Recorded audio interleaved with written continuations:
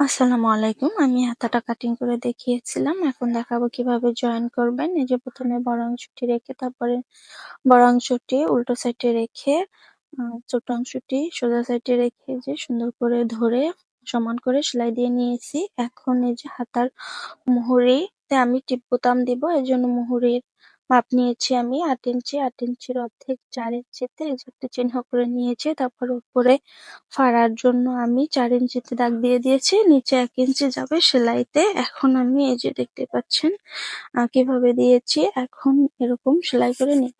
এরকম সেলাই সংক্রান্ত সকল ধরনের ভিডিও পেতে আমার পেজটি ফলো দিয়ে রাখবেন। ইউটিউব থেকে দেখলে চ্যানেলটি সাবস্ক্রাইব করে দিবেন। এই তো হয়ে গেছে। এখন আমি যে কামিজের যে সাইড ফাড়া আমরা সেলাই করি সেম নিয়মে আমি এটিকেও এরকম সেলাই করে নিব। এই হাতাটিকেও এরকম সেলাই করে নিব। ভিডিওটি বুঝতে কারো অসুবিধা হলে কমেন্ট করে জানিয়ে দেবেন, আমি দেখিয়ে দিব। ভালো লাগলে একটি লাইক দিয়ে দিবেন। এই তো যে দেখতে পাচ্ছেন আমি সেম যেভাবে আমরা কামিজের সাইড ফাড়া সেলাই করি সেম নিয়মে এটা সেলাই করে নিতে হবে হাতাটি। এখন এই যে আমি নিচে প্রথমে একটি ভাঁজ দিয়ে তারপরে আরেকটি ভাঁজ দিয়ে সুন্দর করে সেলাই করে নিচ্ছি।